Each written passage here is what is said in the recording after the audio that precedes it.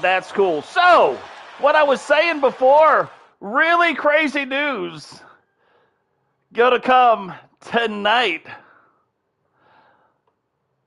A lot of really neat matches.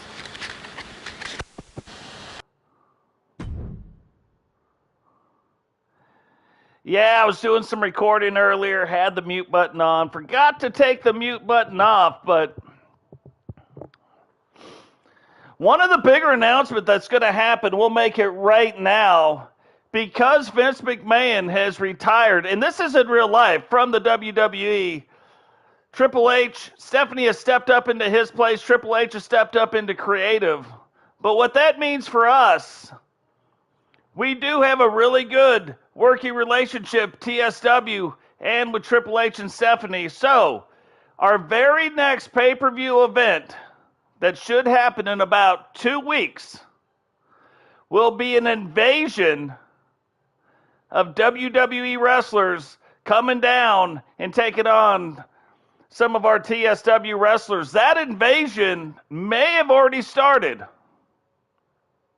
We'll get into that a little bit later, but our very next pay-per-view will be called TSW WWE Invasion.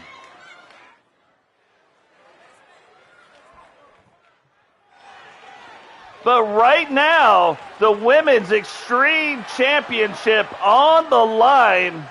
New look coming from Rebecca. Is a fatal four-way Extreme Rules match and is for the Women's Extreme Championship.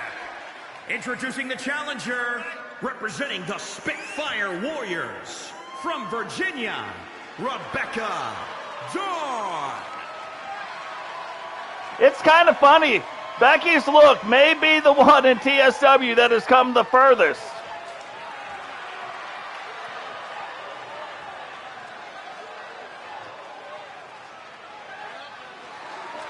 But yeah, what was taking so long in the beginning, I thought I would share it to one more page. I've got a couple Facebook pages. Thought I would share to one more page on Facebook. Couldn't figure out how to do it. Eventually I did it, but you can look up, there is a Totes McGoat01 Facebook gaming page. I don't use it that much, but that could start changing soon.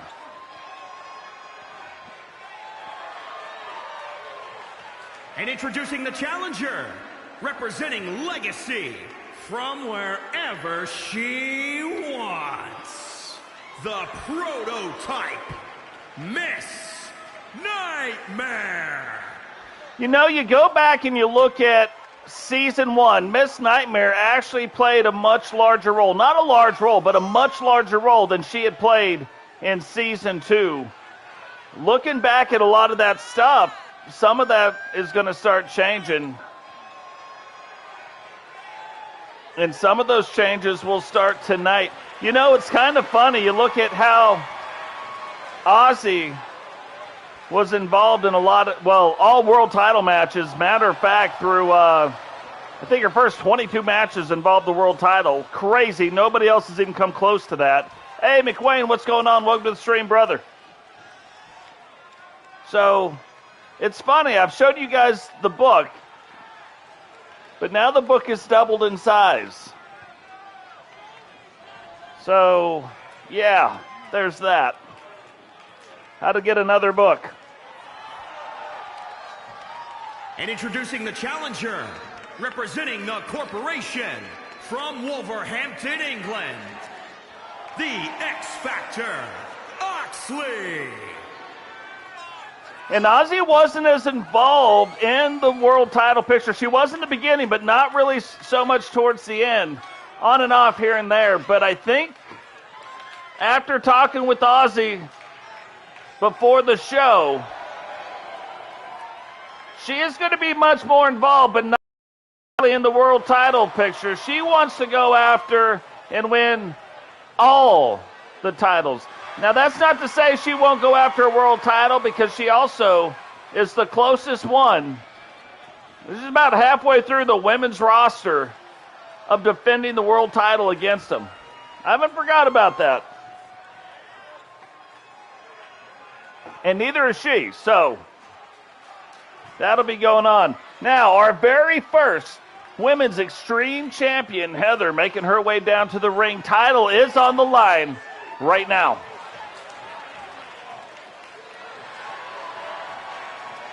And introducing the champion, representing the NWO, from Huntsville, Alabama, she is the Women's Extreme Champion, Heather D. Heather D. Mrs. Totes McGoats, making her way down to the ring. The only one we've ever seen actually crawl on the outside, but crawl up the ring post to get into the ring. No stairs required. We would almost call that Spider-esque.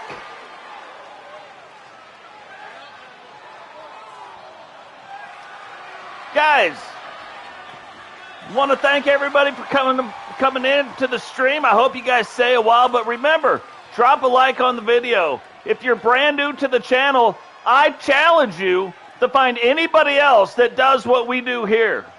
We make all the wrestlers, we make all the titles, we make all the arenas, we write all the storylines, but we let the wrestlers settle it in the ring. The computer controls it, and I see it for the first time as you see it. I've turned off the announcers, and me, Frankie Two Fingers, will announce the match. And we get to watch it together. If that's something you're into, subscribe to the video. Share the video. If you don't like the content and you are like, man, this content is trash, share the video. Show everybody how bad it is. Drop a dislike on the video. Do what you got to do. But do something with the video. Now, this is going to be an Extreme Rules 4-man elimination match with the title on the line. What's funny, Heather, one of our smaller wrestlers, is now facing not the largest woman competitor, but I think if you look at height and weight and how those go together, Miss Nightmare might be the second biggest competitor in TSW. Heather for a while was the smallest, but now I really think it's kind of between her, Chrissy Earp maybe. She might be smaller.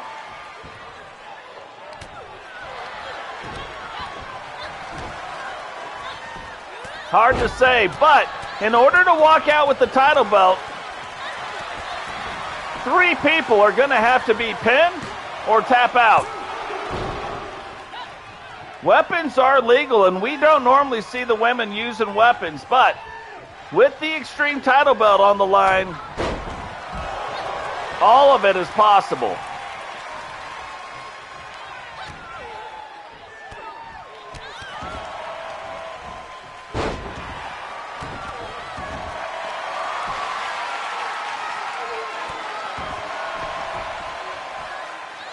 Referee, now he's watching up top and does not see Miss Nightmare pinning the champion down below.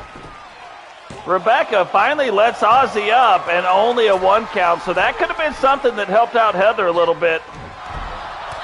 Ozzy ducks up underneath Becky to avoid that double axe handle coming, and now pinning again.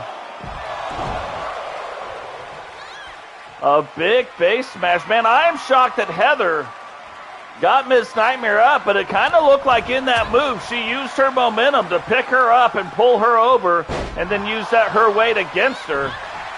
Kind of a smart move. Now Becky trying to fight back. Ozzy kind of been controlling a lot of the action right there inside the ring. Becky now is like, hey, gotta get this thing turned around. What is this? That is quite the way for a neck breaker. But the other funny thing, so while she is using her weight against her, Heather's also fairly short, so that's not a long way down. So, you know, you got 6 in one, half a dozen in the other. Hey, Becky, what's going on? Welcome to the stream. 2. Oh, only a 1 count on Ozzy. And Becky, you have got a new look.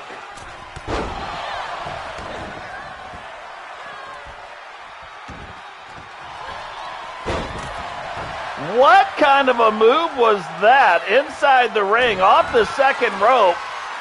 Jumps back. Oh, Heather trying to drop the H-bomb on Miss Nightmare on the outside. Miss Nightmare fights through it, tries to get it reversed back around. But you know, if you're a smaller wrestler, you cannot let the big person get their paws on you. Like that. That'll make for a quick night. Rolls up the leg inside the ring.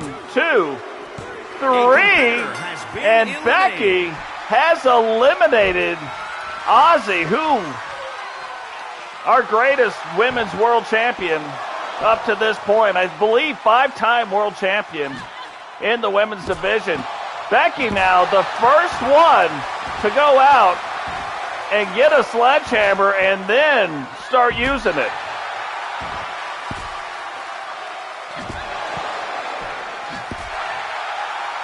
Now Heather gets that reversed back around, now hitting Becky with it. Miss Nightmare's like, hey guys, don't forget I'm in this match. It's hard to forget Miss Nightmare. Second wave, look at that double team maneuver. Now they are not on the same side, however. Oh, and then actually Heather breaks up the pin.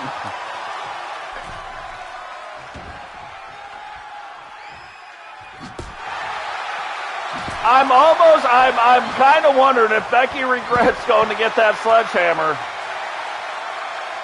Because even though she got to use it for a little bit, the champion has been using it quite a bit since she got it.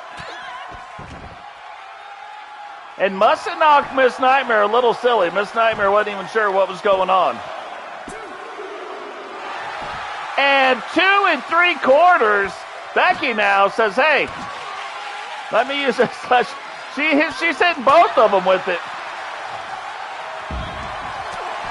And Miss Nightmare's like just letting the anything offense fly. So she's tired of getting hit with that stupid sledgehammer. Now, not her finishing move, but that could finish somebody. Oh, that was right.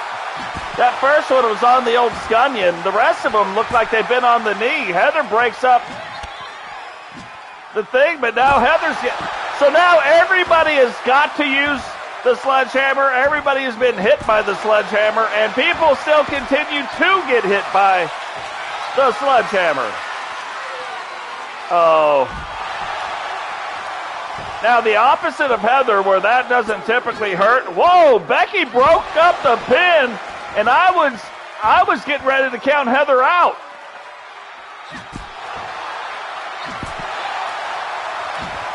Heather's still down, too. Not getting back up. As Becky and Miss Nightmare, they go back and forth. I'll be honest, I don't even know if Heather knows where she's at this point. Becky's like, hey, you take that H-bomb. Whoa, Heather's giving Becky the H-bomb. Rolls up the leg. 1, 2, 3.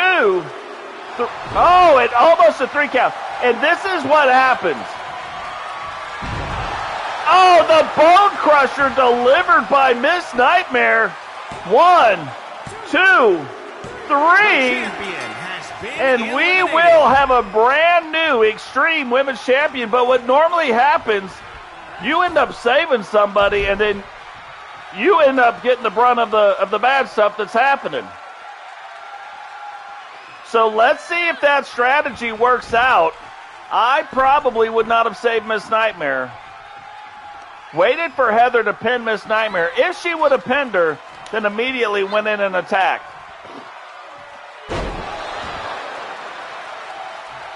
Now the reason why the slams for Miss Nightmare work probably more effective than most is because of the height. 1, 2, 3, and Miss Nightmare making a statement early in Season 3, our brand new TSW Women's Extreme Champion.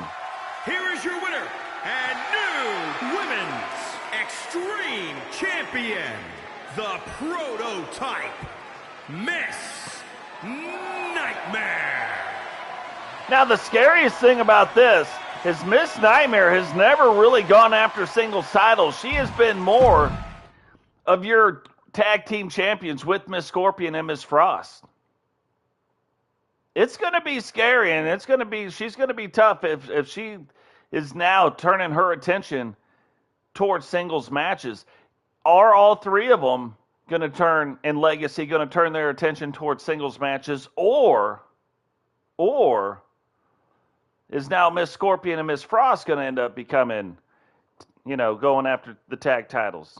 Hard to say. We haven't seen a lot from Miss Frost and Miss Scorpion either. Legacy, actually super quiet in Season 2. Not a lot of stuff. But look, no matter what happens, people are going to be focused on, and then it's going to get a little bit quiet when you got 91-plus wrestlers now. In Season 1, we had about 45. Now we've got over 90 wrestlers wrestling in TSW, which is great. So there's going to be some ebbs and flows where we see people wrestling a lot and we don't see them wrestling so much. Now, TSW television title for the men on the line. Danny Ladz coming out with his new look. The following contest is scheduled for one fall and is for the television championship. Introducing the challenger, representing the Legends from New York, weighing in at 253 pounds, the Legend, Danny.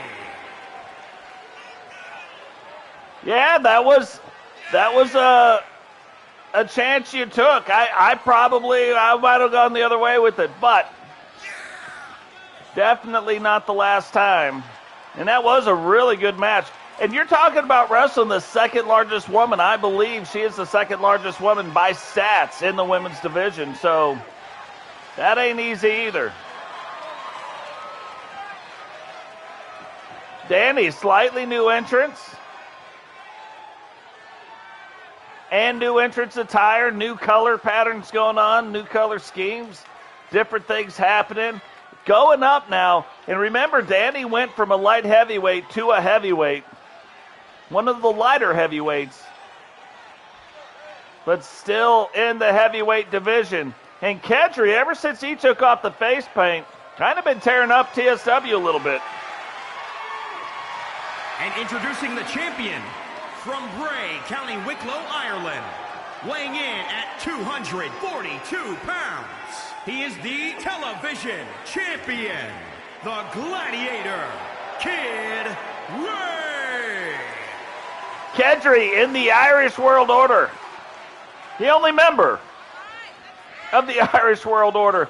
Now, what's kind of funny is whether he's trying to be funny with being in the Irish World Order or he's not, and he's serious about it. The strange thing is, what was the NWO's response to the IWO? So far, it's been nothing. And then the other part of that is, with the NWO, it kind of looks like they're disbanding a little bit. We've seen Jace. Jace no longer wearing the colors of the NWO. We know Cecil will be coming out tonight to wrestle. Will he still don the colors of the New World Order? And they keep announcing them as New World Order members, even though they don't have any of the NWO stuff on them. What does it all mean? The other thing, other thing, right? We talk about all kinds of things, but the other thing is, with the invasion, are we going to see the original OG NWO, Hulk Hogan, Scott Hall, Kevin Nash, 6?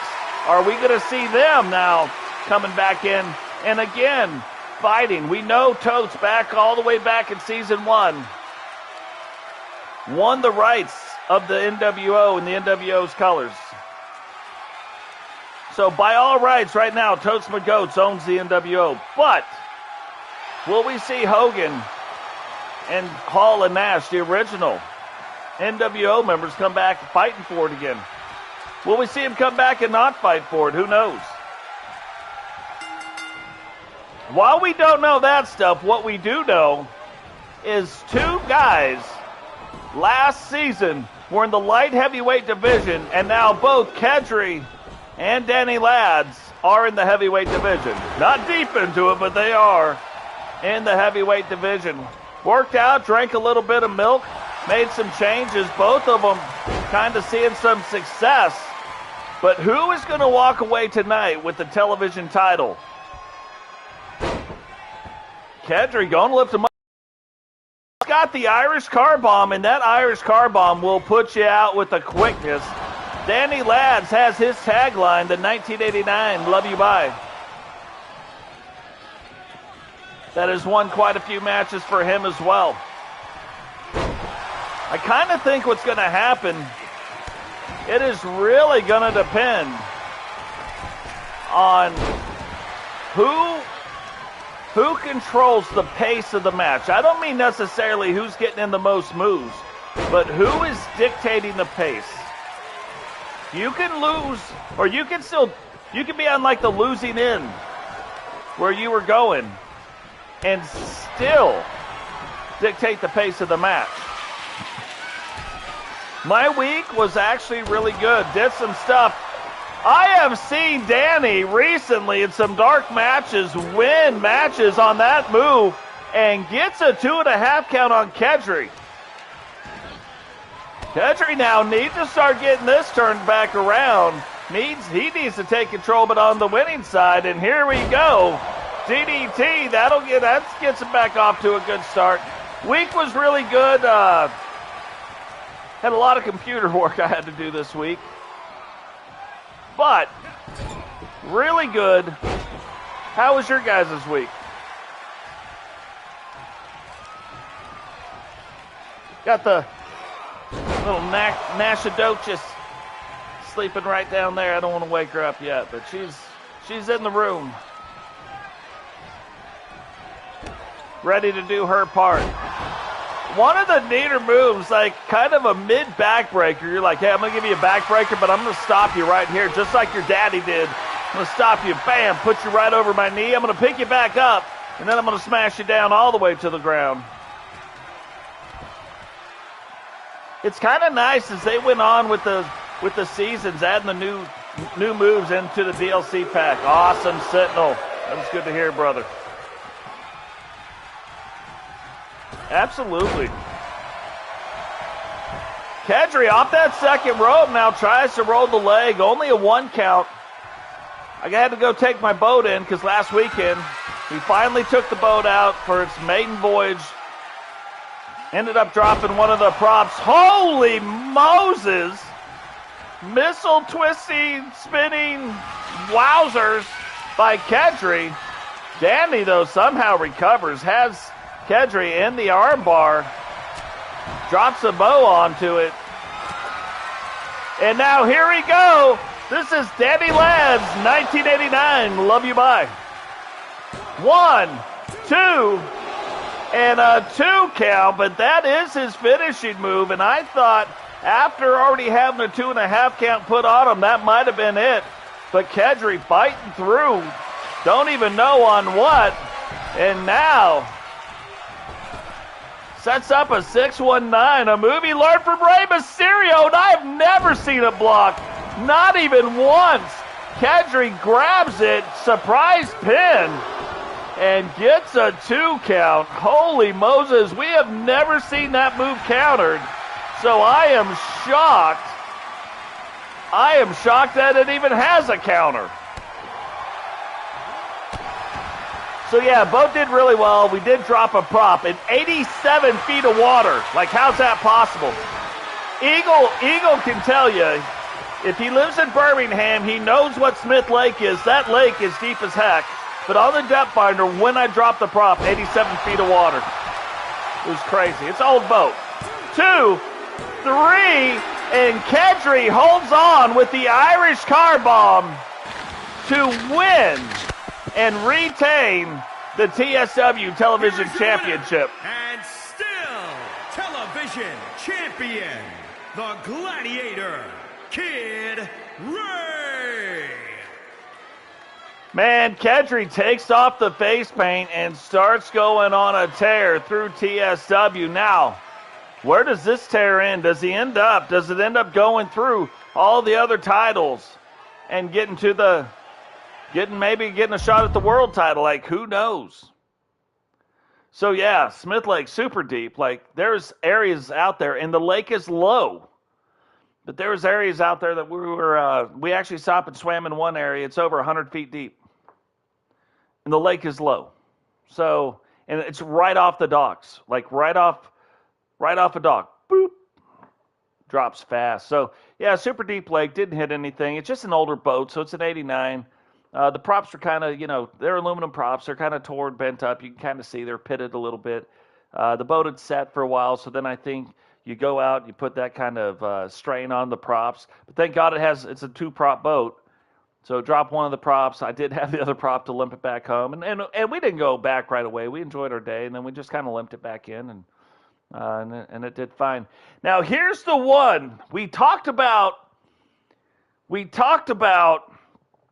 the invasion of WWE happening. It's going to be our next pay-per-view event. But here's the strange thing. Not sure if this is an invasion or not, this match, because the Fiend, Bray Wyatt, technically and in real life is not signed with the WWE as of right now. Now, Finn Balor is.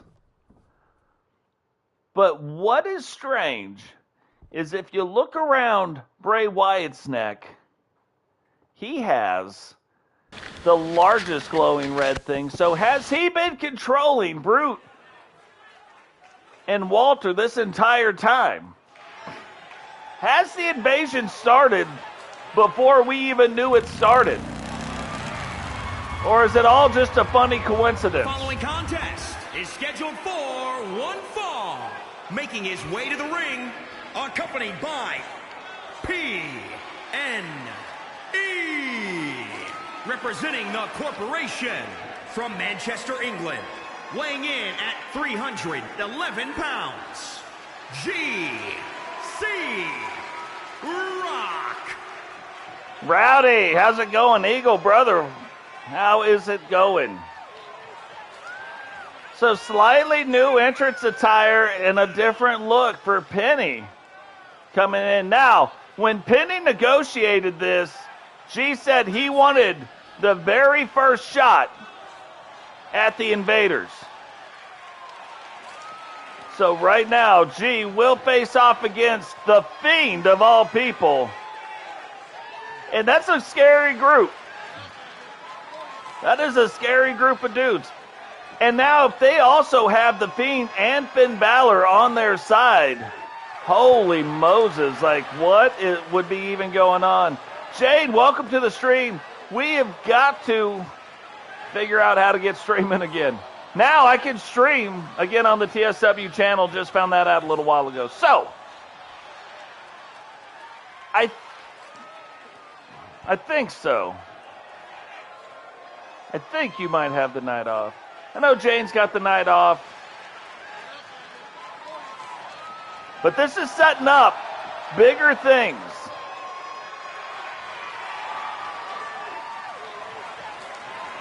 Really? I will go check that out, guys. Make sure you go check out Eagle's channel. And his opponent, representing the Disciples of Apocalypse, from parts unknown, weighing in at 360 pounds, Bray Wyatt.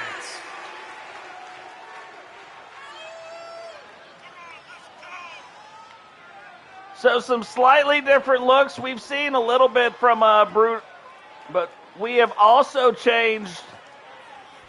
But we have also changed the look of Walter up again.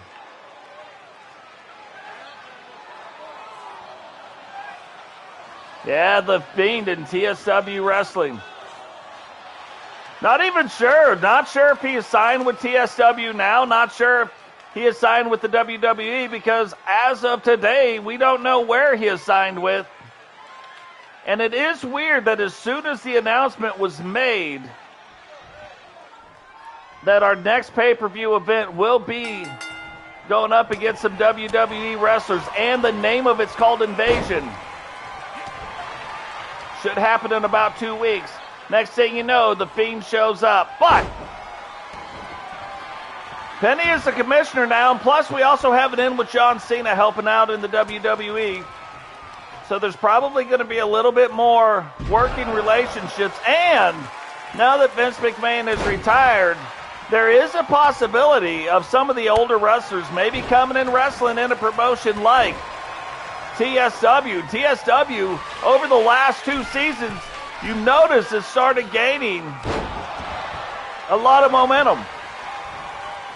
What's even crazier, what's even crazier, if you think about wrestling, like real stuff, if you think about wrestling, in TSW, in this show here, we have developed a lot of characters. I don't mean created characters. I mean developed characters to make them bigger stars, to give them pushes along the way, just like they would in a WWE and AEW, right? But actually developing characters that I'm going to bet you care about. I know I care about them. So, back to this, though. Back to this. It is weird that all of a sudden, Brute's got a glowing medallion on his neck, and then Walter's got a smaller glowing medallion on his neck, and then Bray comes out with a bigger glowing medallion. That might be something we need to keep an eye on. That is the brand new version of the Pebble Buster. And that is typically an ode to let you know the Rockopotamus may be coming. What is going on now?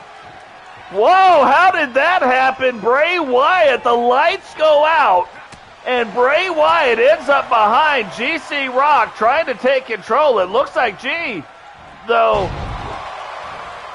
looks like he countered, but man.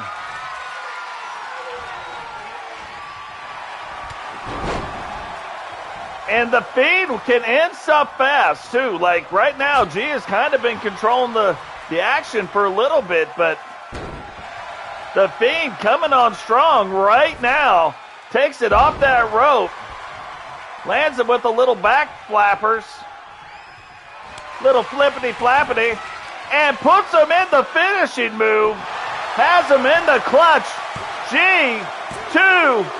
Oh, and somehow G kicks out. Rowdy, what is the name of that finishing move?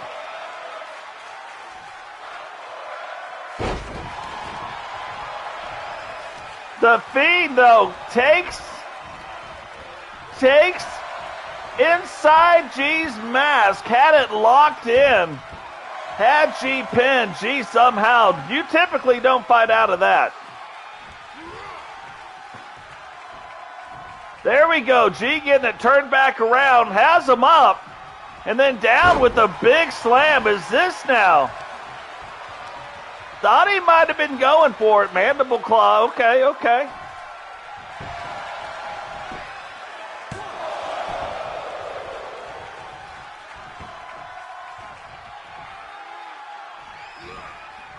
So I knew that when it was... I knew the mandible claw was definitely the finishing move of the old Rock and Sock connection.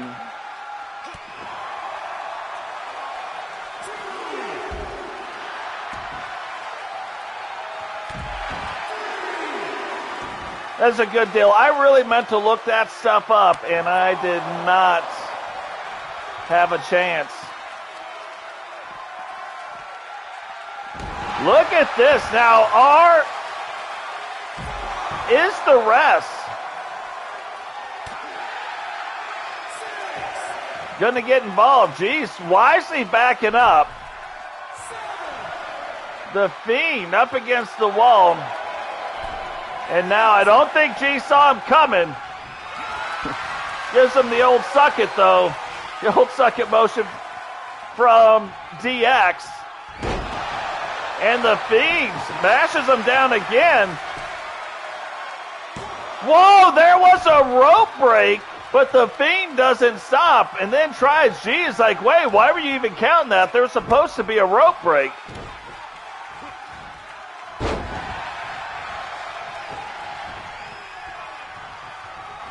And it looked like he was trying to set up for it, for his finishing move.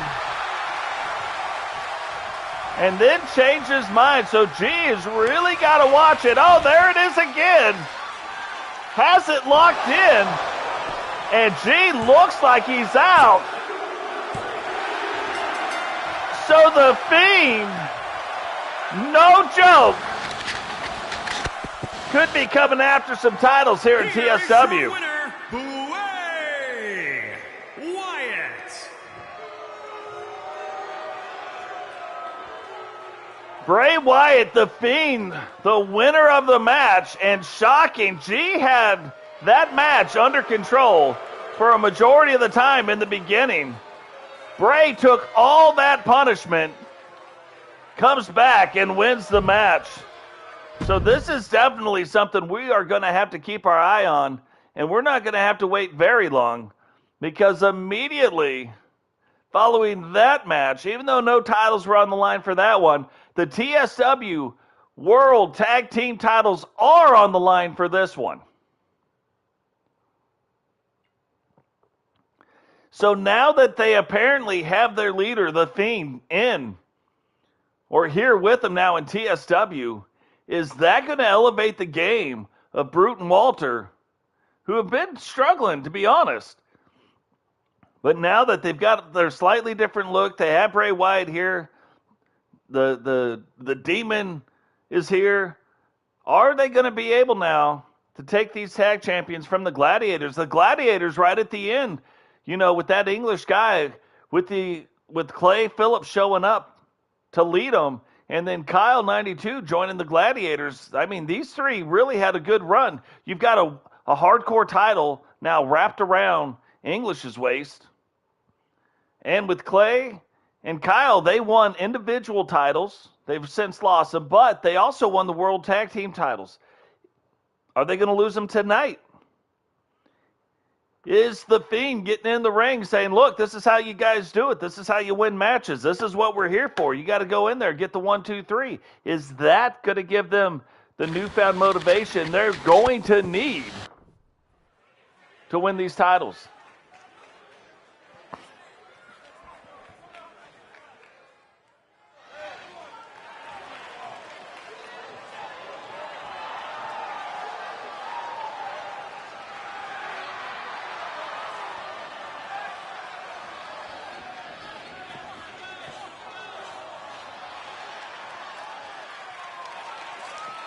The following contest is scheduled for one fall and is for the World Tag Team Championship.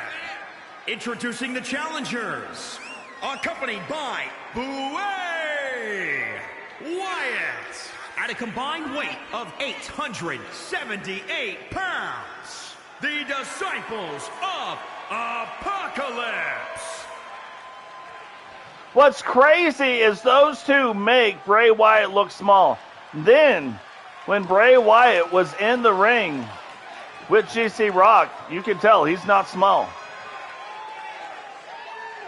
So it's going to be kind of the same thing. The Gladiators, they're not a small team either, but their largest competitor is not one of the World Tag Team Champions, will not be in the ring for this match. You're going to have a large competitor, and you're going to have Kyle. Kyle's not large. He wrestles bigger than he is. But they're not 878 pounds as a team, which you're about to hear.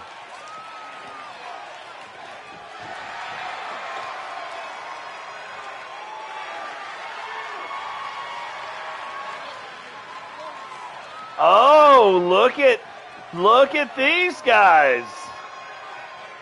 And introducing the champions, accompanied by the Monster, England, Guy.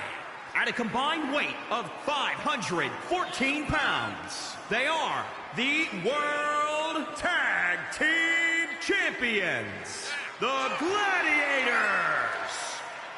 The Gladiators, look at these guys poking the fun at the Disciples of the Apocalypse. Not sure that's what I'd want to be doing, but that's just kind of how the Gladiators roll. Taking their exact entrance and saying, look, we can do the same thing. That's easy. Woo, scary. Now, to do that and then come out and retain your titles, that would be one thing. To do that and then lose the titles, that would be quite another.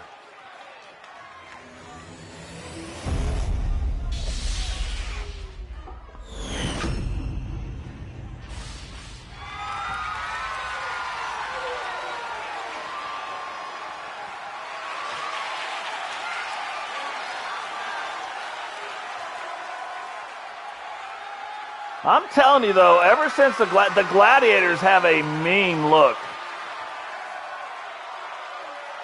Like, I believe them. I believe you can take those three and put them back in time and put them in the arena. And I think they'd win. They look tough. So Kyle going to start it off against Brute. Tag team titles on the line. What a weird angle for this match. This is almost the opposite of the angle that normally happens.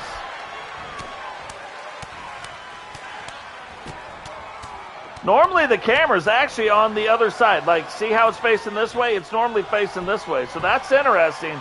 Brute rolls up the leg, gets a 1 count. And I think that's only because he was a little bit shocked that he was even trying to roll up the leg. Now, it looks like Brute's been collecting hair. There we go. This is the normal camera angle, so that's interesting that it flipped back over to it. Oh, Kyle slips it down and says, hey, the biggest one of them is in. You've got to come in and do something. Clay blocks that kick, but Walter right back on top of him and just whips him up over his shoulder. He's like, hey, Brute, get in here. Handle my business. Clay's like, okay, if you're supposed to handle the business, I'm going to let it fly.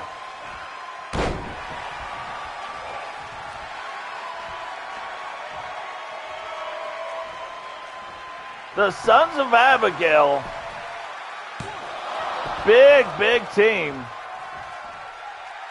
And is it now going to matter? As far as their success goes, is it going to matter now that Bray Wyatt seemingly has them mesmerized, as Rowdy says? Has them under the spell of the Fiend. 1. Only a 1 count. Walter was going in to stop him, but Kyle never came in. He knew Clay had it. And now, big left hand. And he gets Walter tagged back in. But Clay sees Walter coming. Starts letting the fist go. And what? Hit him with the clothesline, but might have hurt his own arm in the process. You saw him clutching his arm. And it might be hurt a little bit more than we think because he did not get that arm up and took that top rope right to the throat.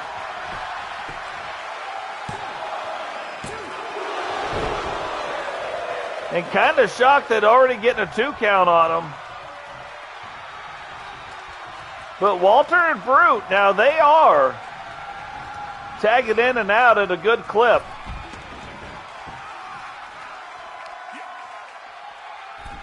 And it's weird every time Clay goes to get Walter. Walter has just thrown him off. So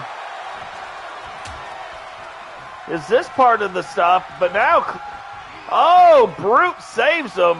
Ends up right next to the Fiend and decides to give the Fiend a little slappity-dappity. And so Brute's like, okay. You're going to hit him and talk trash to him. I'm going to take it out on Kyle. And Walter, I think, just noticed, like, hey, what's going on here? Stop messing with the boss.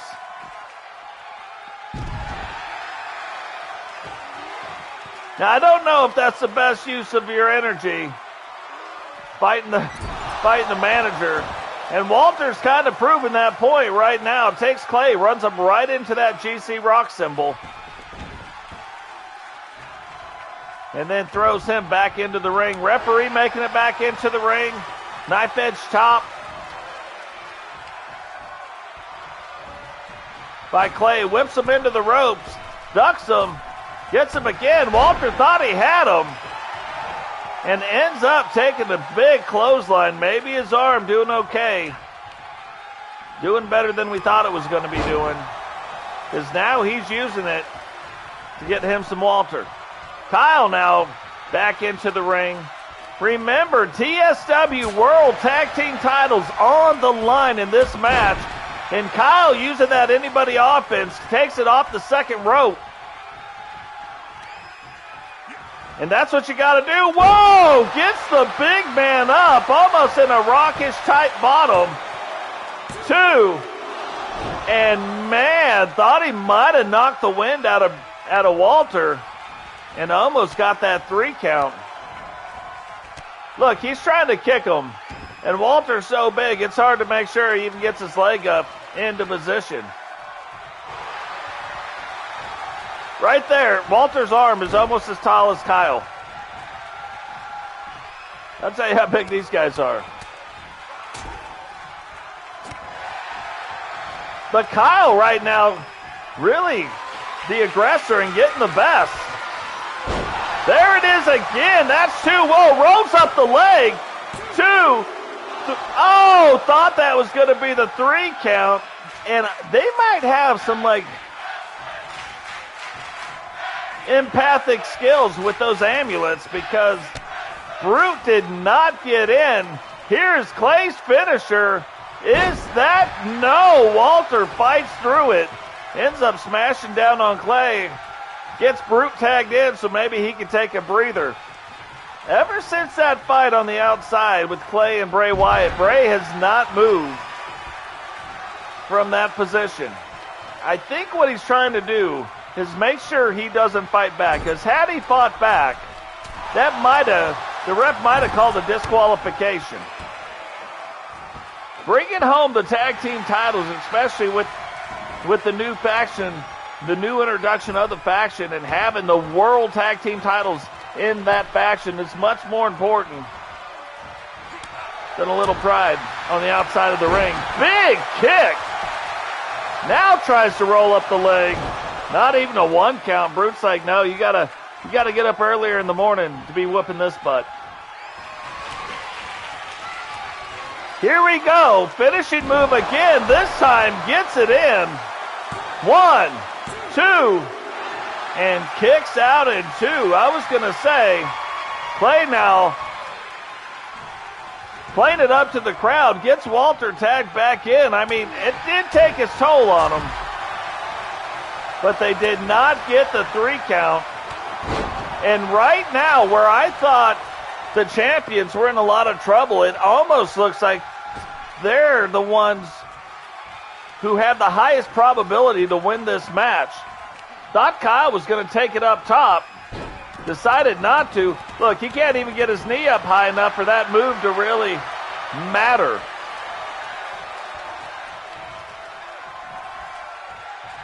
In and out, quick tags. Brute still on the ground. Clay sizing up the situation. And Brute now just starting to get back. Just starting to get back. Well, to a base right now. Not quite to his feet. And using the ring to stretch that arm out. What a good teammate. Making sure your opponent's stretched out to have a good match. Brute now is back up to his feet, moving around. Walter still on the ground. Kyle takes it off the second rope. Tries to roll up that leg. And look, Walter's like, I'm not even going to waste the energy. I'm just going to grab the rope, let the ref break this up. And Kyle's like, stop grabbing the rope.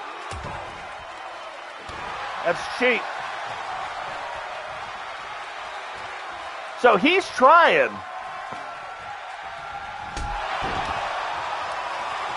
He's trying to use the ropes, but it looks like right now Walter was too close to those ropes to actually get it in.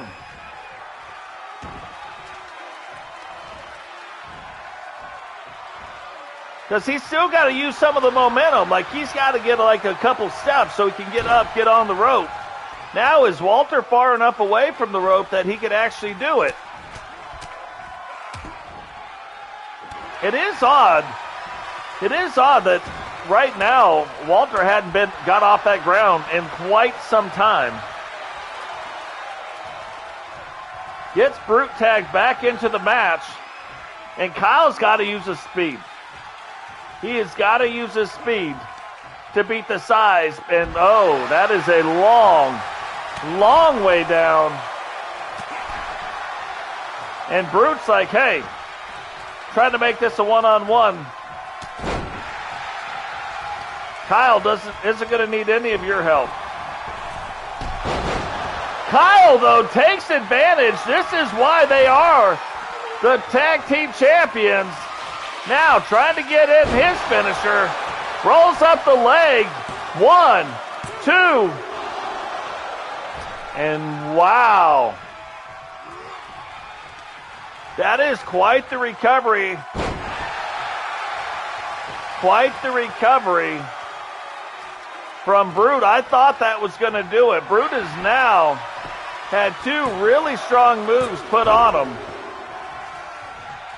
And it looks like he's going to start needing some help now.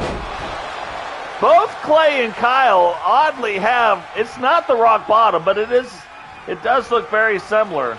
Clay throws him out just in the nick of time. Are they going to get the first double team move in? Brute says no. Says, you see where you took my partner? I'm going to throw you out the same spot. Let's just all get down here and see how this goes. Kyle gets in, breaks it up before it's even a count. Brute gets him, throws him down, and remember, the outside of this ring is the great equalizer. Clay got up, and I thought he would have enough time to really get some things going. Haven't really seen much from their manager on the outside. He's not like really officially a manager, but English, haven't seen a lot from him. And I don't think Kyle's going to be able to get over there. So, you're probably wondering why they didn't win. This is going to be a tag team elimination match. Now, Kyle is the legal man, even though he hasn't got in the ring yet, which is strange. Almost looked like Brute got confused on who might be the legal man. And what we really need to happen is somebody hit Kyle, apparently. Kyle's like over there, he's like, hey, you don't see me. Hey, don't look at me, you don't see me.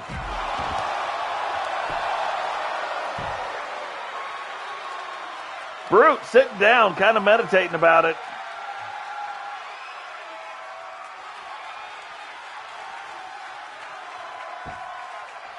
I don't understand why Kyle's not moving. Okay, we could sit here for a long, long time and figure that one out. Or we can controller assignment this real quick to Kyle. That didn't work. Let's try it again. Yep. No more match ratings. That's fine.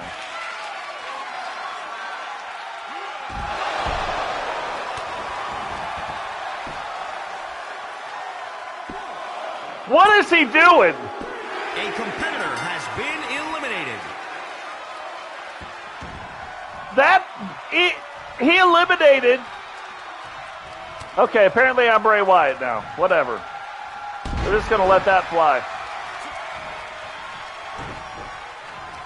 Okay. Controller back down.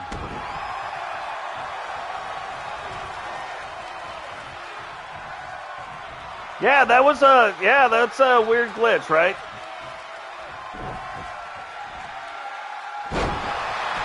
Oh my goodness. Oh, that's crap. So weird glitch, but I don't know why it popped up the thing where it shows kick out because I was Bray Wyatt. However, here are your winners, the Disciples of Apocalypse. The Disciples of Apocalypse not only eliminated the Gladiators, they even took out their manager, and somehow the referee counted it. Does the referee have an amulet around his neck? Kind of makes you wonder, doesn't it? Very strange match, but strangeness is what's going to be on the menu from here on out, as long as the Fiend is sitting inside TSW Wrestling. But, again, we don't know. Is the Fiend even a WWE wrestler? Like, he's not signed with the WWE, not even in real life, not right now. So he's a free agent. Is he in here checking out the market, seeing if this is the place he wants to be? Or is he seeing, now that they've got that invasion angle, is he with the WWE and helping them invade? Is he using the invasion angle as a way to show up and do other things? Like, hey, watch this hand over here. Oops, you have a quarter behind your ear. Like, who knows? But regardless of that, 2 more hunters need to be named. So here it is again, TSW Hunter Championship. If you remember in the last episode, Dave became the first hunter to ever defend the title. So we have Sentinel, the first one to ever win it twice.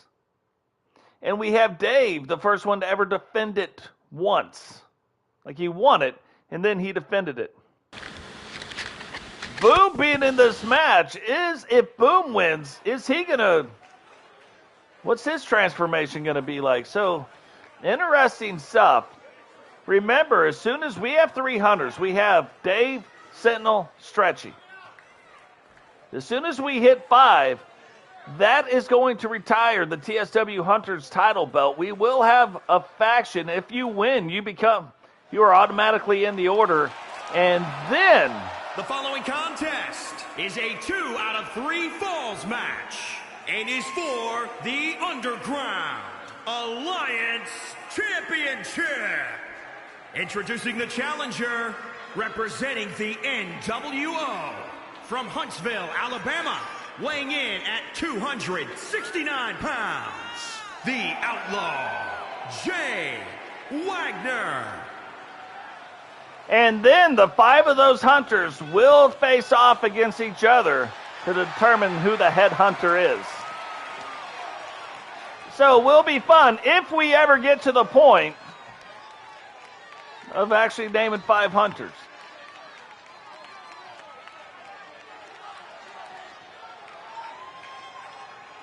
So Jace Wagner, again, although they didn't say is a member of the NWO. Interesting.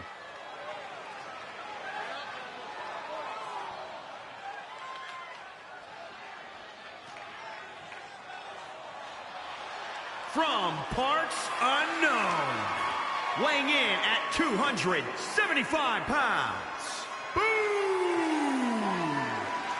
Boom! New look, new entrance.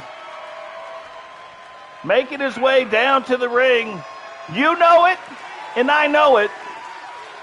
It's Boom.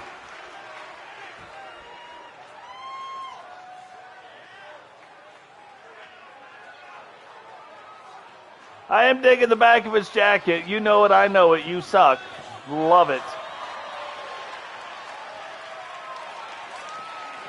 Is Boom actually going to be able to come out tonight and take that Hunter's belt off of Dave?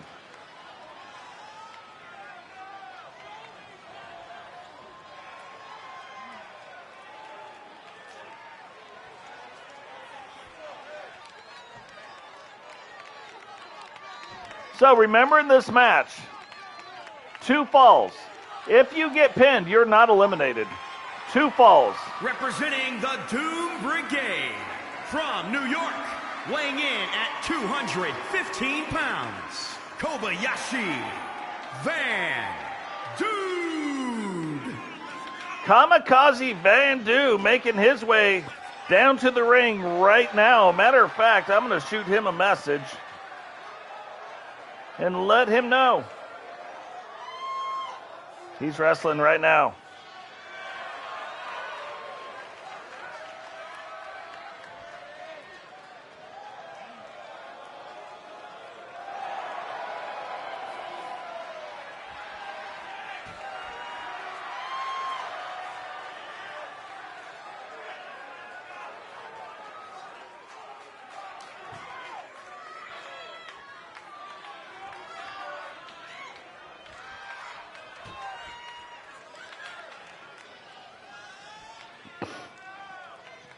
So we'll see if he wants to pop in. He might have to pop in later. Busy guy.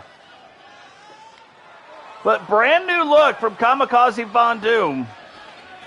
And again, we don't know what's going to happen even with the disciples of Doom. Representing the Order from Norwich, England, weighing in at 192 pounds, Speedy Boy. Stretchy has gone and proven it doesn't matter what size you are. You can go out at any time if that championship belt is on the line and win it. He ended up winning it in 2 falls to become just our second hunter. Sentinel, remember, was the first one to win the belt, became our first hunter. Stretchy was number 2, Dave number 3. Now on the line tonight. And remember, the hunters do not want you to win their title belt, as proven by Sentinel winning it twice now and Dave defending it. So they are there to keep you out of the hunters. You guys are there to get in. So Kamikaze Van Doom, boom. Jace so far will have a shot tonight. Pony Gumditch will have a shot. He'll get in. If you guys go all the way back to the top, maybe I can just pin this. If you're not a part of our Discord,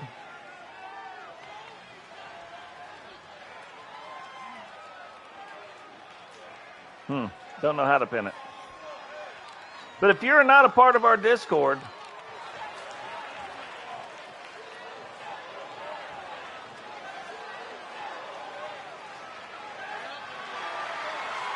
yeah, I can't pin it. I'm sure it can be pinned. I just can't pin it. But go all the way back to the top. If you're not a part of our Discord, there's a link up at the top to get you in. From Virginia, weighing in at 275 pounds, the Blueprint Big Sinister. Sentinel winning the United States title. Now bringing it down to the ring. It's kind of funny how the Hunter's outfits almost mask the strap of the belt, and you can only see like almost the front plate of it. It's kind of cool.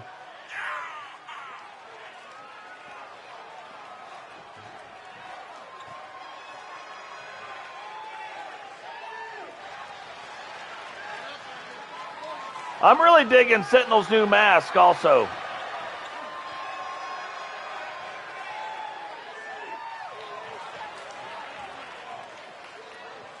Makes more sense.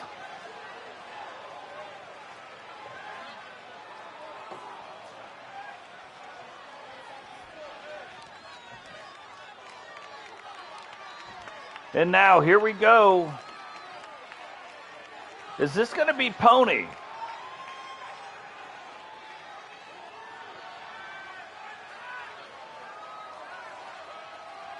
I think there's only 2 people left to get introduced. And then we will get it on 2 falls.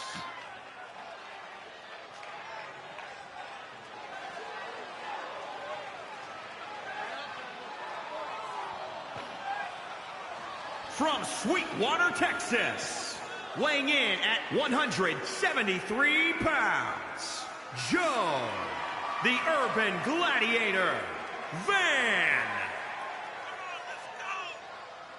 Joe Vann making his way down to the ring. Is he, in only his very second match,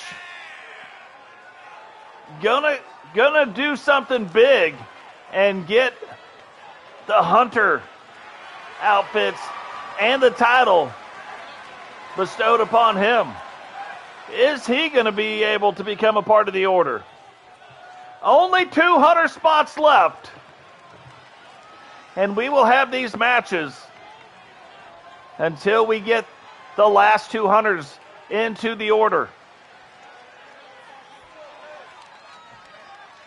So kind of a couple surprises really to me, even being in this match, is going to be the inclusion of Boom and Kamikaze Von Doom.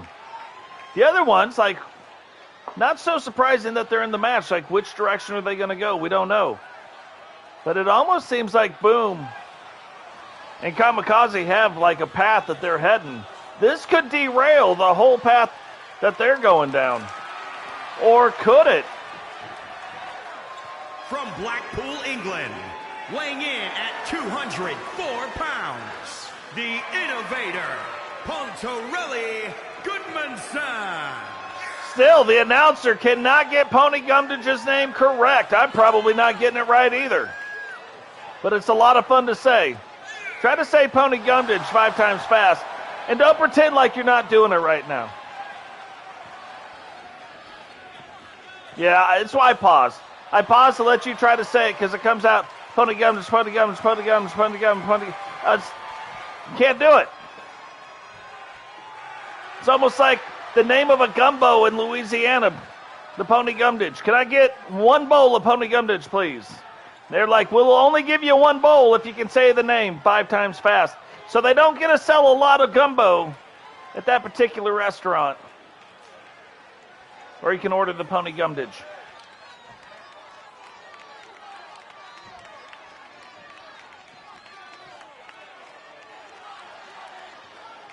Here we go. Now, if you get pinned in the match, you are not eliminated. But to win the match, you have to pin 2 people. It could be the same person. It could be different people. Doesn't matter. Apparently, Frankie Two Fingers does not know how to count. Representing the Order from England, weighing in at 225 pounds, he is the Underground Alliance Champion, Dangerous Dave. Dave making his way down to the ring. We couldn't put the title on the line for the other 7 competitors without having the title and the champion in the ring. So here we go. Title and champion now in the ring. Right after this, we will be getting this match on. Yeah, there is some good cooking. I have family also in Louisiana. So here we go. Title on the line. Will we have a brand new Hunter name tonight to become only the 4th Hunter in the history of TSW? Or will the Hunters prevent somebody from becoming the 4th one? It's over right on the border, Logansport, Louisiana.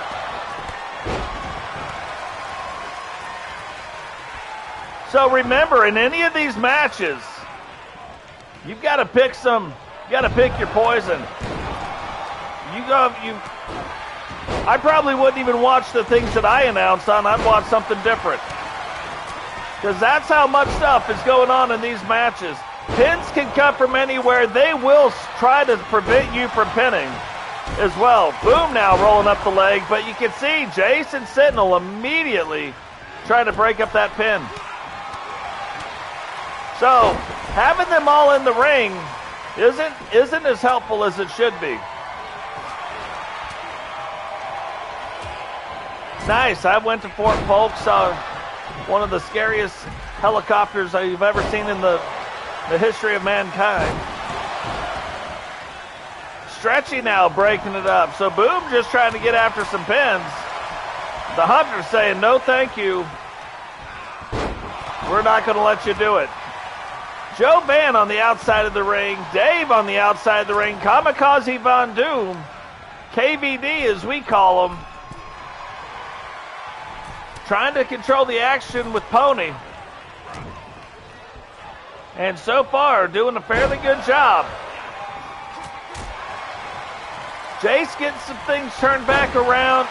Now, Kamikaze Venom Doom likes to let it fly off the top rope. So you've got 3 really high flyer type, 4 actually with Stretchy. You have Stretchy and Joe Vann, Pony Gumdidge, and KVD will let it go off that top rope.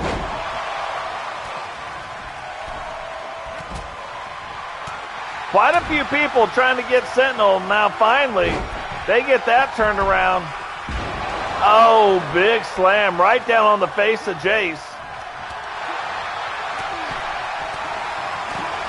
The face of Jace with the Jace of Spades. Joe now rolling up Sentinel. Nobody in the ring. 2. And a 2 count. Nobody even got in the ring to try to break that up.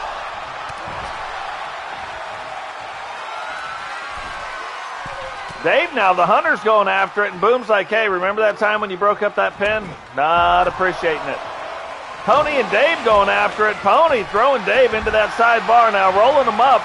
Referee way out of position. And kicks out, not even a 1 count. KVD was going to be there to break that up.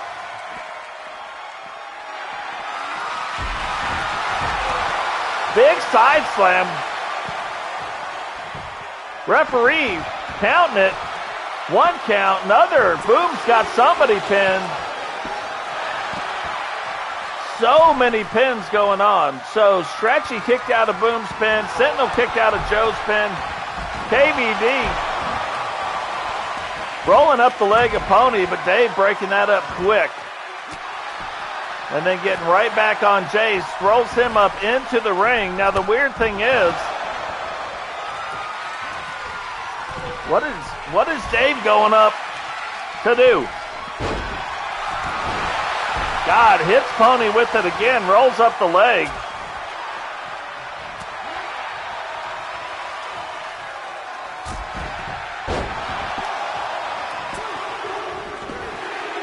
KVD, if he gets 1 more pin, will become the 4th Hunter.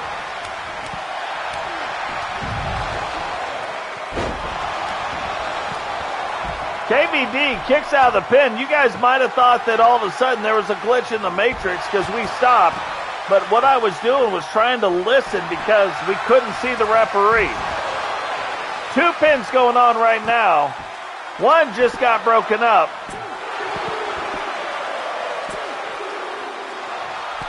Oh my goodness.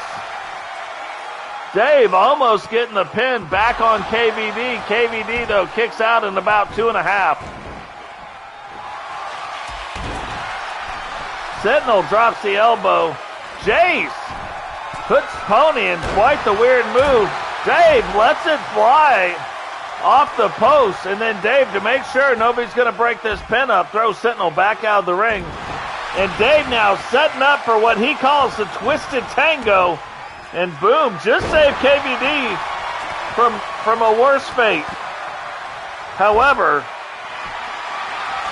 I thought Sentinel might have been getting that fate. Now, Stretchy has Joe. Is he gonna? No, Boom breaks it up.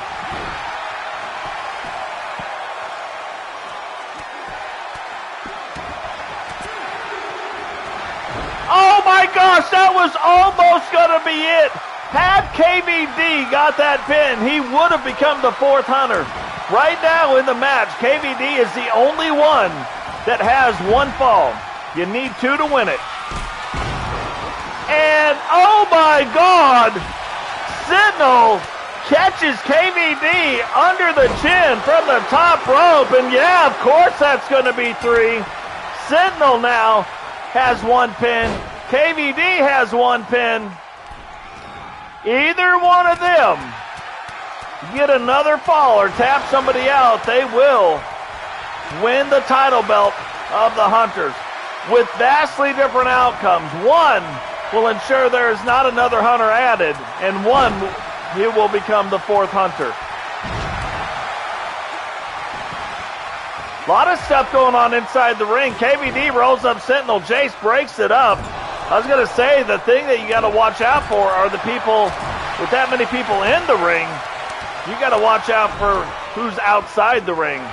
That's where a pin could probably come from. Oh, big flying head drop. Is the ref going to count this or not? 1, 2, 3. KVD couldn't get there in time and pins Pony. So now we got, or pins Joe Vann. So Pony, one more fall. 1. Dave breaks that up. Sentinel or KVD? One more fall and they will win the Hunter title. Pele kick on top of Stretchy. Thought Joe might have been going for a pin. Sentinel now has KVD locked in. Can Pony get there? Breaks it up. I thought the referee, but rolls up the leg.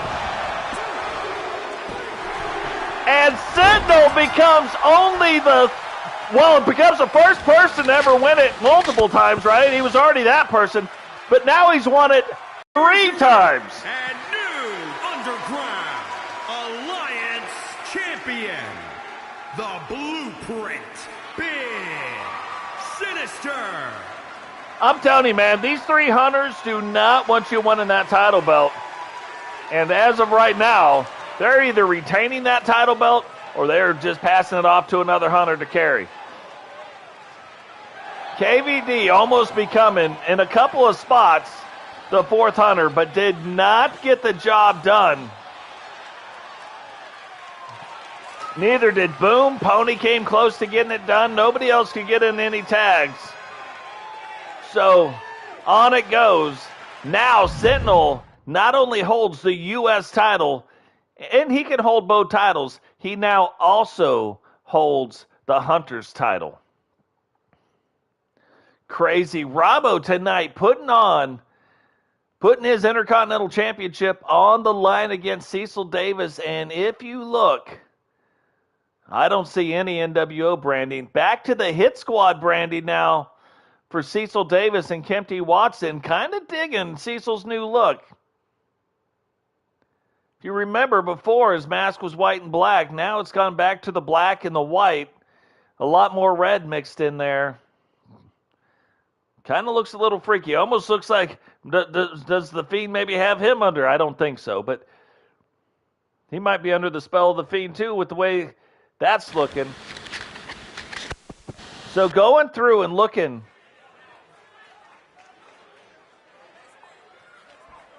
at the different histories and all the paperwork. I mean, I'm telling you, look, I've got paperwork upon paperwork upon paperwork.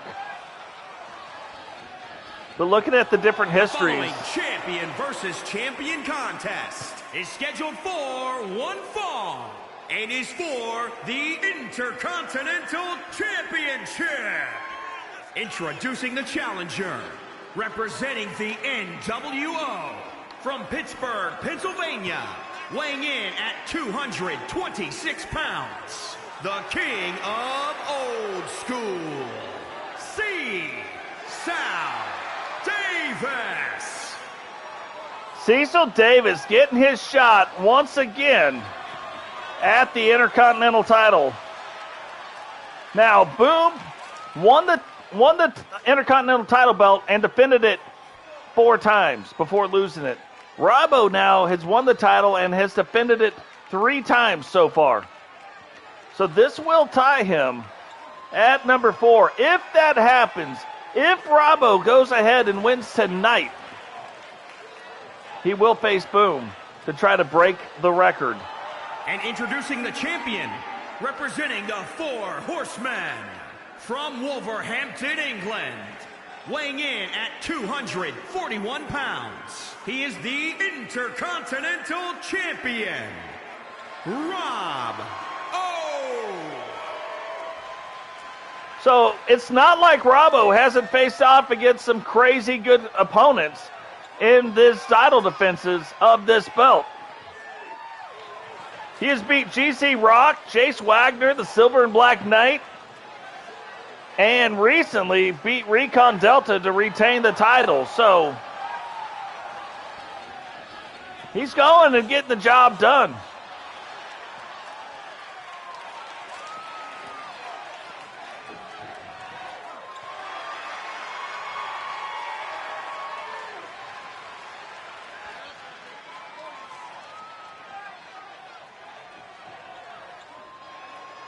Leader of the Horsemen, you would expect nothing less than that.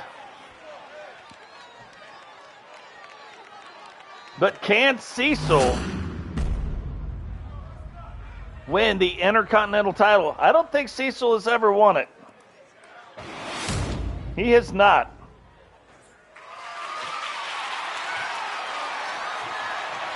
I think he's been in a match, but he has never been the guy that has lost the match to allow the Intercontinental title belt holder to win or retain. So really probably his first one-on-one match. It's going to be all him. Referee's going to show him the belt. Is the new look going to matter? Is that a little motivation, little extra added motivation? We already know Cecil Davis, one of the greatest, actually the greatest hardcore champion, and one of the greatest champions that we've ever had, just when you look at the reign. But is that going to translate tonight? Robbo has made some people look silly.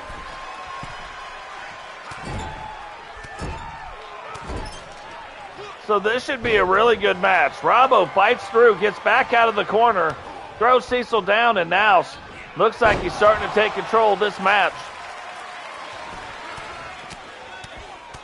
Still early on in the match, of course, but Robbo is into some matches quick. Some matches I was like, man, this is going to be a good match. And then Robbo, 1, 2, 3. I'm like, wait, what happened?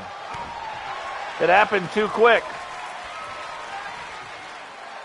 Can Cecil stop that? Can he end that tonight?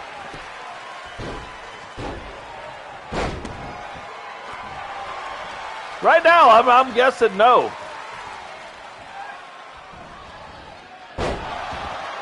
And that's the thing. Cecil goes to swing, and Robbo is so good at, like, not just ducking the move, but then he ducks the move and parlays it right into another move of his own. Turns the defense into offense. That's the thing that has made him so successful. And if it was me, and I was Dragonov, I would be scared that Robbo loses the Intercontinental title, because when he does, he's coming after that World Championship. Referee, for some reason, getting involved in the match, getting in the way, holding Cecil back, and Robbo's like, let me take advantage of this right now. It's not a coincidence that Robbo's the leader of the Four Horsemen. That is exactly how horsemen do stuff. That now looks kind of like version 2 of the Rockopotamus. Very interesting. Has Cecil locked in this armbar? Is Cecil going to tap out here? We've seen him win on that move. Out of it, trying to recover, get that arm stretched back out. Maybe in a better way. Robbo was trying to hyperextend that elbow. Cecil gives him the old whoop-de-doo, the old voila peanut butter and jelly sandwiches maneuver. Ta-da! Cecil's like, and look for my next trick. But Cecil, I was just getting ready to say, Cecil's going to have to maintain control of this match for a little bit if he has any hopes of winning. But Robbo, too quick, gets it turned back around again. And even though Robbo's quick, he's got some very, very strong moves. And that's how he ends these matches, fast. But Cecil, no stranger to pain either. Again, hardcore champion. And defended that title belt for a long time himself. Now rolls up the leg. Whoa, gets a 2 count, and I'm going to tell you, that is a dangerous maneuver. The referee, even though he's right in front of it, sometimes the referee doesn't always catch it.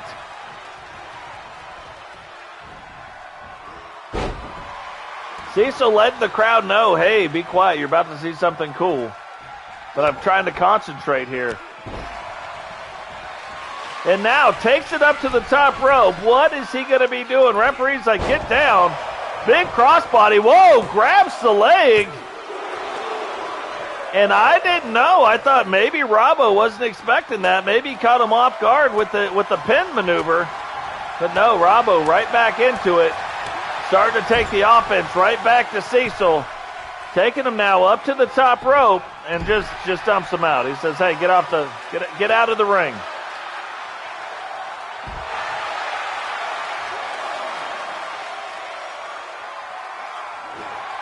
This is not a false count anywhere match. And the referee, though, counting real nice and slow. So it looks like they got a little bit of timeout on the... But remember, the title cannot change hands on the outside.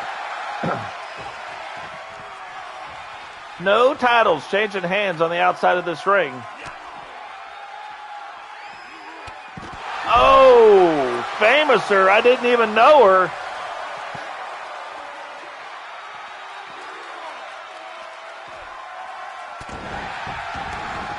Not sure. Okay, we're on 6. I was like, the ref, I don't know what he was doing, but he had stopped counting. I was going to say, it behooves Cecil. It doesn't matter.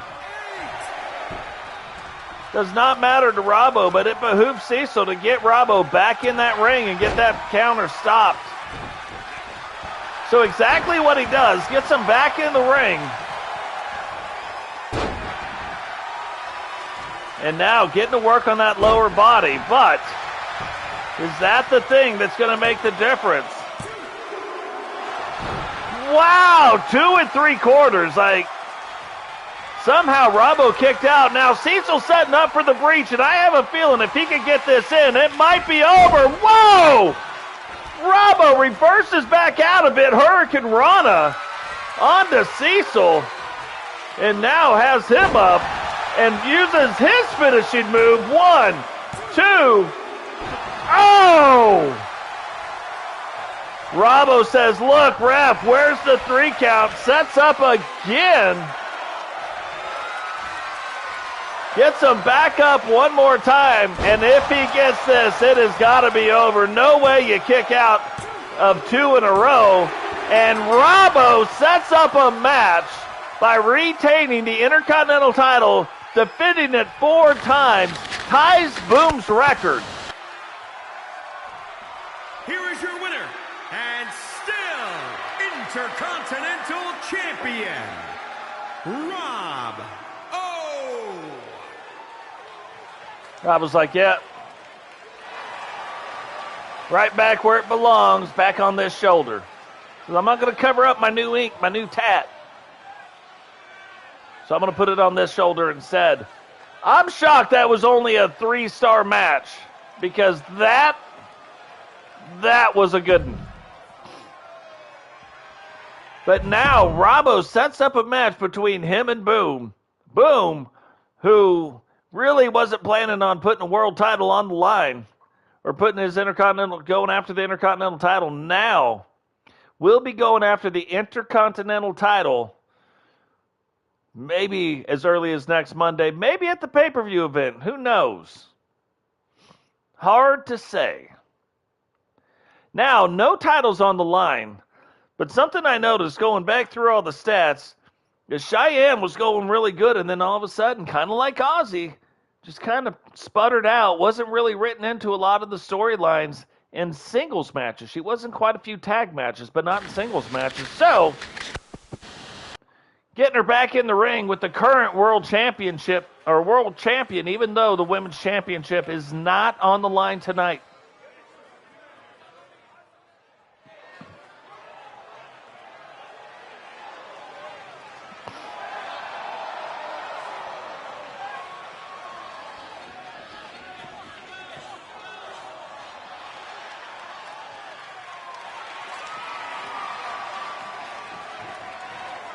The following contest is scheduled for one fall.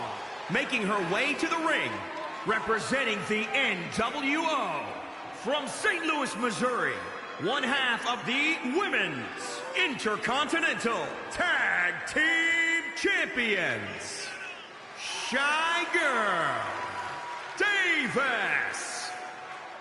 Cheyenne Davis making her way to the ring, probably in the top 3 champions in the women's division. Her, Ozzy, maybe Witcher.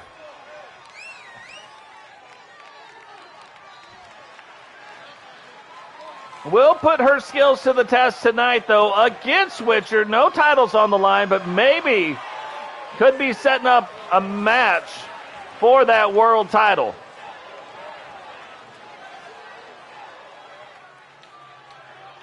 Now, why the NWO seems to be sputtering out a little bit in the men's division, it is alive and well in the women's. It doesn't appear to be going anywhere in the women's division.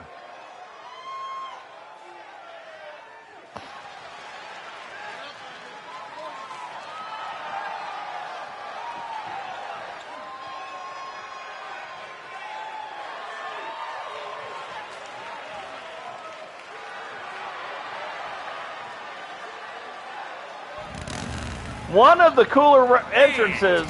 Representing American Alpha from Arlington, Texas, the Witch.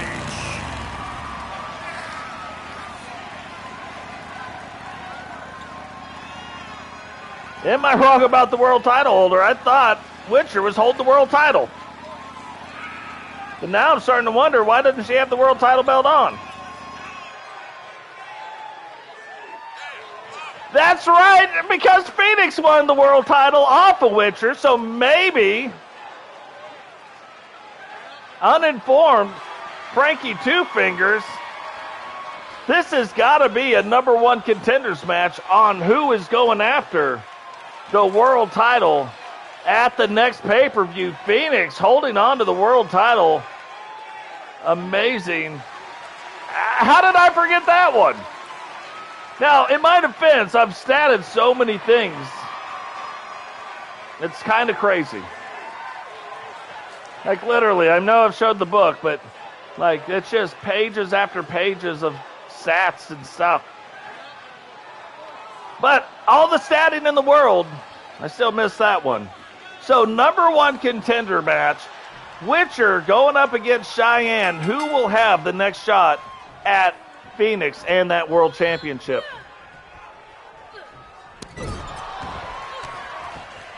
I gotta be careful. Penny will fire me if I don't get my stuff together.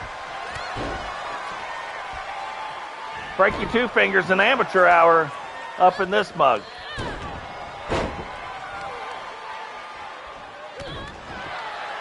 So, looking back at that match, Witcher kind of got dominated and has never really been dominated before and lost. Like, she's been dominated a couple times. And, oh, jeez, that is a crazy move.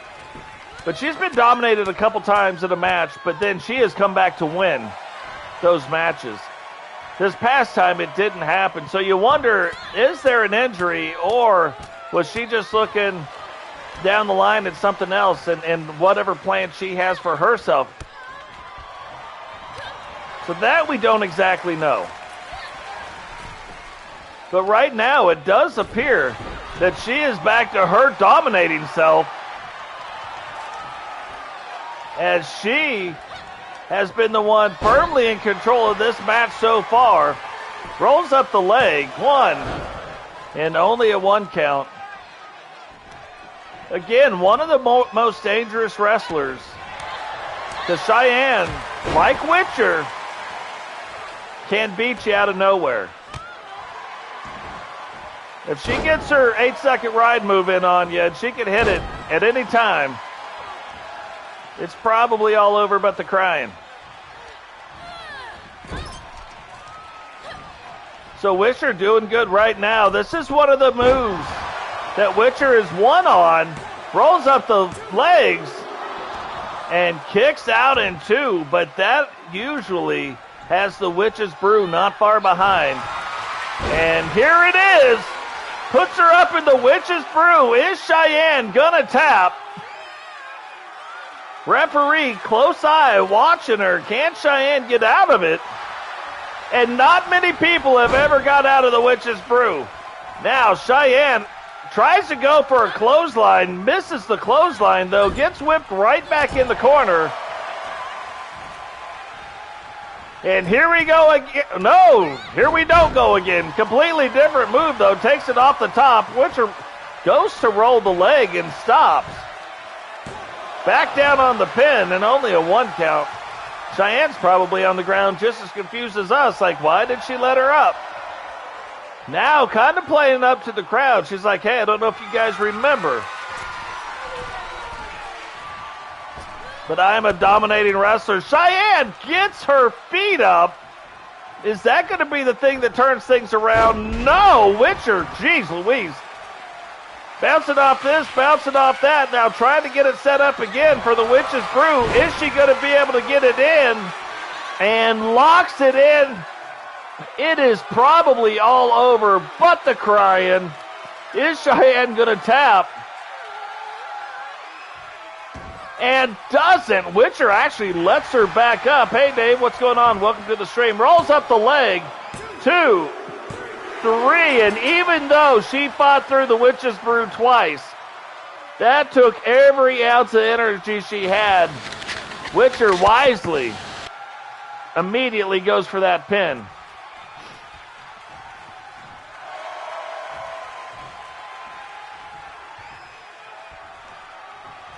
Now, Shyanne does not get dominated like that. Puts her hand out, which is like, okay, yeah, whatever.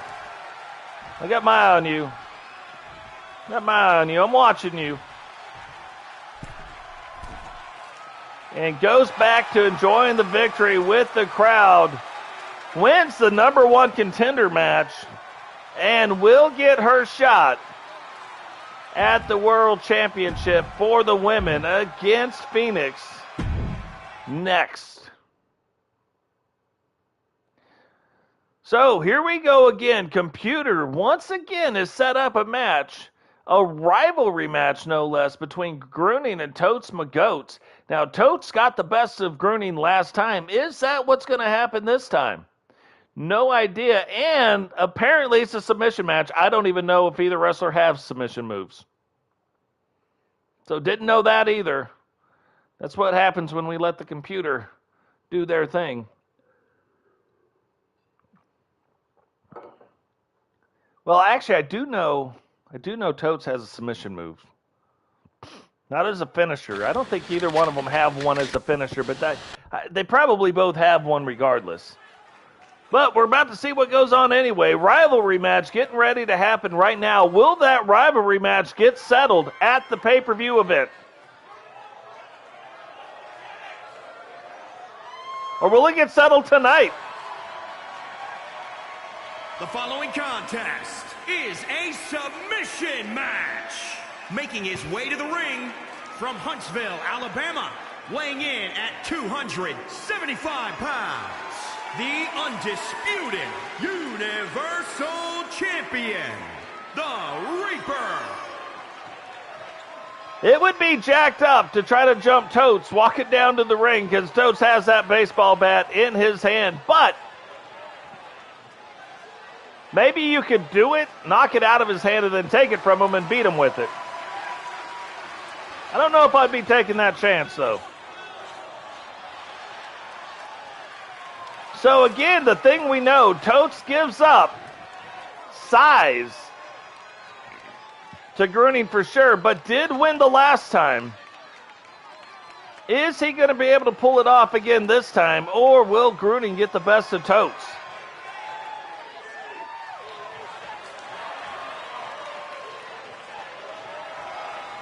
And his opponent from your darkest fears, weighing in at 375 pounds, the Hammer.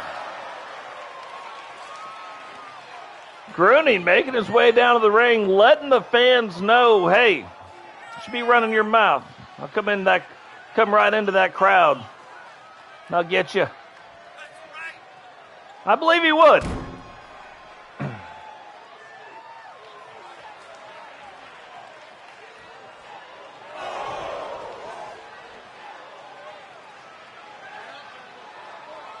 I'm telling you what, Frankie Two Fingers wouldn't be getting in no ring with Grunning. Dave, also, you did wrestle tonight already.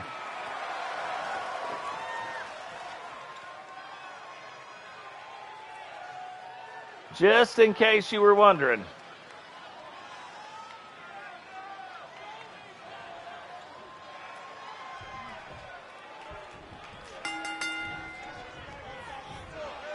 So Totes thought he was going to duck Grunning. Grunning said, I'm not punching. I'm going to grab you. Kind of a rib breaker right there. Puts Grunning right over his knee. Now reaching back on his chin. And Grunning fights through that. Remember, right now we're kind of sitting at Totes 1, Grunning 0. Does Grunning... That is true. That's very true. Big leg drop by Grunning. And Totes right now, wisely, not letting them get the offense rolling too far. Neither guy really being able to get the offense rolling. But it's even more imperative that Totes doesn't allow it to happen. Because that is a lot of power. So it will be a quick night for Totes if the big guy keeps getting his paws on Totes over and over and over. Totes, man, keeps fighting out, fighting through it. Now takes it up to the top. Oh, big headbutt right on the shoulder of Grunning. Totes is like, man, I'm going to have to take a minute and think about what I just did. Slams Grunning down to the ground, but Grunning, look, wisely grabs onto that rope, gets the rope break from the referee. Totes is like, man.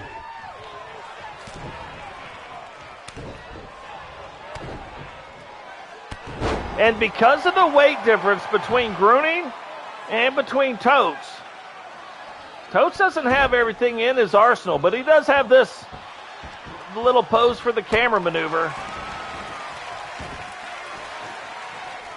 That would be embarrassing. If I was the guy that was sitting down, whoa, the extraction doesn't matter. There is no pin. What?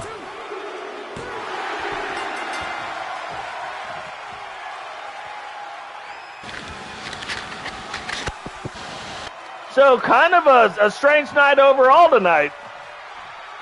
Apparently this ref is going to count everything. But this was a submission match.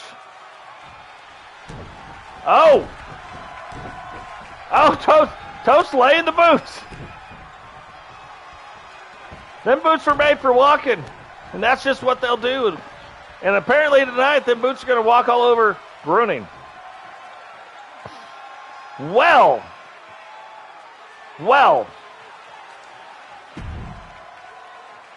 Luckily, the ref got that broken up before that went any farther, but that was supposed to be a submission match that the referee counted 3 on. But earlier tonight, the referee also counted 3 against the manager, who for some reason, Brute decided he was going to pin.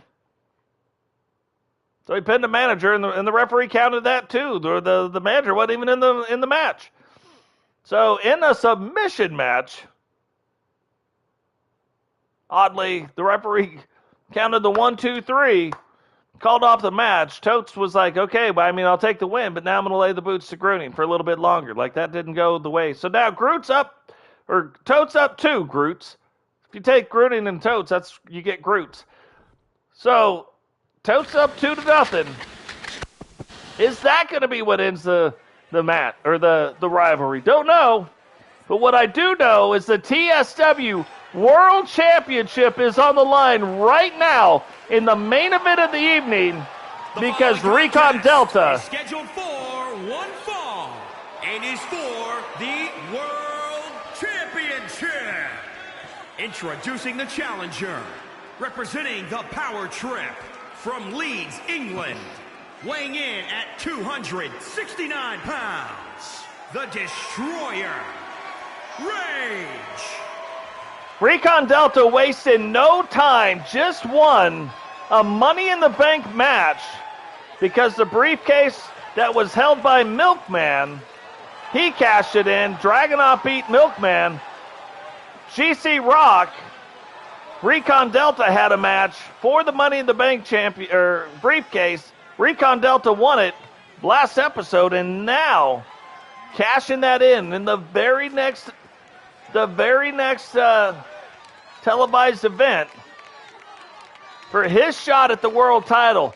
Now, so far in season 3, it looks like Recon might have found his mojo, might be getting his groove back. How Recon got his groove back. And Dragonov again happened to put his title on the line against another Money in the Bank briefcase holder.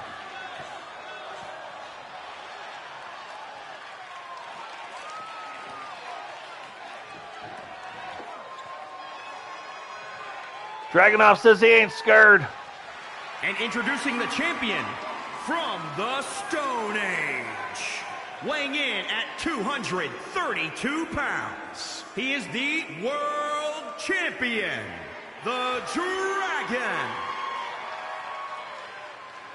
Dragonov, really kind of one of the few world champions who has been able to put that championship belt on the line and walk back out of the ring. So if you look at it, Totes McGoats was the first one to do it, to actually defend the title, and defended it 5 times before losing. Father Time defended it 1 time. Rowdy then defended it 6 times to break Totes' record. And now Dragonov has defended it 1 time. That is it. Everybody else, you look at GC Rock, Rob Simpson, boom. GC Rock, Recon Delta, Rob Simpson, GC Rock, boom. Rob Simpson never defended the title. They won the title, but the next match it was on the line, lost the title, ones and dones. So Dragonov, only the 4th person ever in TSW's history to be able to defend the world title. Totes, Father Time, Rowdy, Dragonov. That's it. Will he be able to defend it tonight to become the 3rd person to be able to defend it 2 times? Only Rowdy and Totes McGoats and Rowdy have ever been able to do it 2 times. Father Time only did it once. Dragonov has only done it once, so now he's got a shot. Can he do it, defend it 2 times against Recon Delta? Recon Delta has won it before, 1 time. Can he become the next 2-time champion? We'll see. We don't know. So moving forward, with the way I've done the stats now, there will be, again, a lot more TSW history, and kind of the cool thing is now, we have been doing this long enough to have a history, to where like the history kind of matters. So, WWE Invasion going on. It started, we think maybe it started tonight. We don't know for sure. Bray Wyatt could very well have been signed by TSW as the Fiend.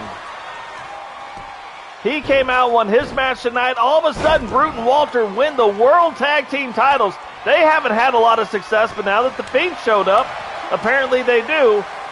And now Dragonov putting the world title on the line against Recon Delta tonight, who just won the Money in the Bank match against GC Rock. Will Dragonov be able to become only the 3rd person to defend it 2 times? 2 times, 2 times. Killing You Softly with his song. 2 times, 2 times. Crossbody rolls up the leg, only a 1 count, way too early in the match. And Recon in Season 2 has had a rough go of it, but so far in Season 3 may have that turned around. That is 2 crossbodies. And this time Dragonov doesn't go for the pin, goes for the choke. Starts choking him out. Recon catches the leg. Corkscrew takedown. And remember, Dragonov, we talked about it, and he proved it last match. If he can get the Superman punch on you and then the Delta variant, he could end a match in 2 moves. What is Dragonov doing? Oh, hits him in the back of the head on the way by. I see you when you're passing me by. And Dragonov just looking at him. Just stalking him. Just doing dragon stuff.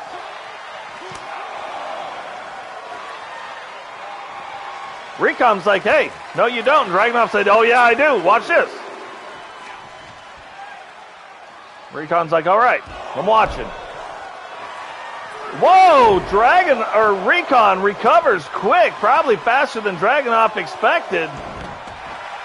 And this time the referee inside the ring counting a little bit faster than he counted in the last match. Already up to a 5 count. Remember, main event of the evening. If you are new to the channel, subscribe. Drop a like on the video and share the video. Right now, we are sitting at 348 subscribers. Let's see if by the end of this, we can at least get to 350. Gets a 2 count, and Dragonov has been controlling this match. But I've told you once, I've told you twice. Once, twice, 3 times a lady. Or 3 times a dragon, but Recon can end the match quick. But he doesn't end it quick tonight. Dragonov hits him with the Dragon Bomb, gets the 3 count, retains the TSW World Championship. Here's your winner, and still World Champion, the Dragon.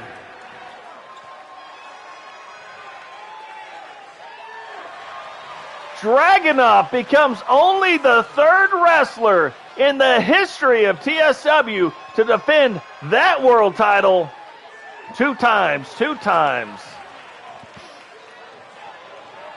It's like he doesn't care who you send at. You send Milkman at me. I had to beat Rowdy for the title.